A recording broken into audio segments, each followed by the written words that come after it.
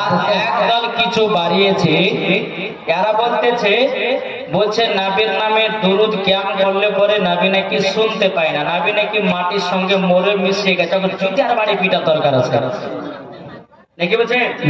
জি, আমার নবী এখনো জিন্দা আছে মদিনাতে, উম্মতের মায়ে কান্না করতেছে। সুবহানাল্লাহ। আর এই বোকা বলছে নবী মাটির সঙ্গে মরে মিশিয়ে গেছে।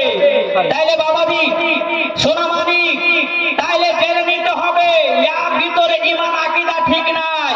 এর আকীদা হলো ইবলিস মার্কা আকীদা, এর আকীদা হলো এজিদি আকীদা, এর আকীদা হলো শয়তানি আকীদা, এর আকীদা হলো বেরাদার ইসলাম ইহুদিদের আকীদা।